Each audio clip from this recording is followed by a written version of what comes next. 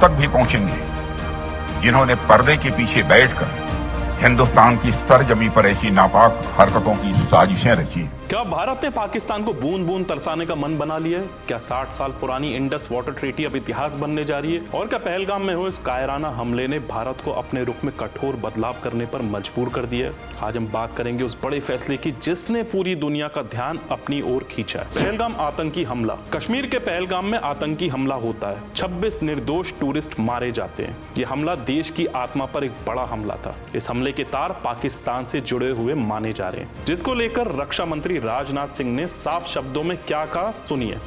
Terrorism के खिलाफ हमारी जीरो टॉलरेंस की पॉलिसी है। भारत का एक एक नागरिक इस कायरतापूर्ण हरकत के खिलाफ एकजुट है। मैं इस मंच से देशवासियों को आश्वस्त करता हूं, घटना के मद्देनजर भारत सरकार वो हर कदम उठाएगी जो जरूरी और उपयुक्त होगा। भारत एक इतनी पुरानी सभ्यता और इतना बड़ा देश है जिसको ऐसे किसी भी आतंकी गतिविधियों से किसी भी सूरत में डराया नहीं जा सकता। ऐसी हरकतों का जिम्मेदार और इसके जिम्मेदार लोगों को आने वाले कुछ ही समय में जोरदार तरीके से नजर आएगा। मैं देशवासियों को आश्वस्त करना चाहता हूं। सीसीएस बैठक में लिए 5 कड़े फैसले। पीएम मोदी की अध्यक्षता में हुए सीसीएस की बैठक में पाकिस्तान के खिलाफ 5 बड़े फैसले लिए गए। इन फैसलों से आतंकवाद के सरगनाओं के साथ पाकिस्तानी हुकूमत पर चोट लगना तय। विदेश सचिव विक्रम मिस्त्री ने कहा, इस आतंकवादी हमले की गंभीरता को समझते हुए सुरक्षा मामलों की कैबिनेट समिति ने 5 फैसले लिए। 1960 की सिंधु जल नीति को तत्काल प्रभाव से स्थगित किया जा रहा है जब तक कि पाकिस्तान सीमा पर आतंकवाद को समर्थन देना बंद नहीं कर देता। इंटीग्रेटेड चेक पोस्ट अटारी को तत्काल प्रभाव से बंद किया जा रहा है। वैध अनुमति के साथ जो लोग इस रास्ते से भारत आए हैं वह 1 मई से पहले इसी रास्ते से वापस जा सकते हैं। पाकिस्तानी नागरिकों को अब SAARC वीजा छूट योजना के तहत भारत यात्रा की इजाजत नहीं दी जाएगी।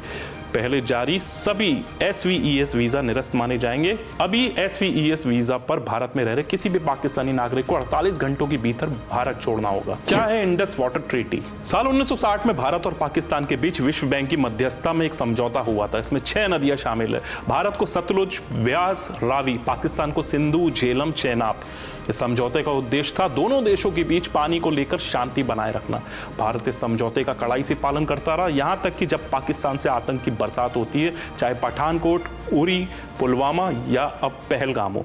लेकिन अब लगता है कि भारत ने अपनी नीति बदल दी है। भारत का बड़ा फैसला, पानी अब नहीं जाएगा। पहलगाम हमले के बाद भारत ने इंडस वाटर ट्रीटी को सस्पेंड कर दिया।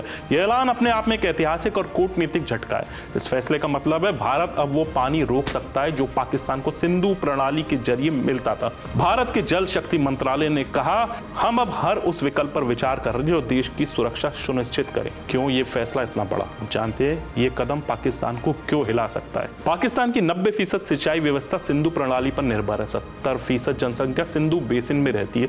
60% हाइड्रो पावर भी इन्हीं नदियों से चलता है। यानी अगर भारत पानी रोकता है तो पाकिस्तान की खेती, बिजली और पीने का पानी सब खतरे में आ जाएगा। पाकिस्तान में मचा हड़कंप। भारत के इस कदम के बाद पाकिस्तान की राजनीति में हड़कंप मच गया। प्रधानमंत्री शहबाज शरीफ ने आपात बैठक बुलाई। पाक मीडिया में डर का माहौल है। भारत ने हमारा गला घोटना शुरू कर दिया, ऐसा बोला जा रहा है। पाकिस्तान के रक्षा मंत्री, विश्लेषक भी मान रहे हैं यह अब सिर्फ कूटनीति नहीं, जवाबी रणनीति है। भारत ऐसा कर सकता है? इसका जवाब है हाँ। देश का गुस्सा और एकजुटता। देश भर में पाकिस्तान के खिलाफ गुस्सा फूट पड़ा है। महाराष्ट्र में पाकिस्तान मुर्दाबाद के नारे गूंजे और ये करने वाले सुन्नी समाज के लोग थे। सीएम नीतीश कुमार ने कहा, अब जवाब शब्दों से नहीं, नीति से दिया जाए। भारत के प्रमुख इमाम अहमद इलियासी ने कहा, शहीदों की कुर्बानी के लिए देश एकजुट है। आज भारत ने एक बार फिर बता दिया है, शांति तब तक ही जब तक सीमा पार से खून नहीं बहता। अब पानी भी अपनी सीमा समझेगा और पाकिस्तान भी।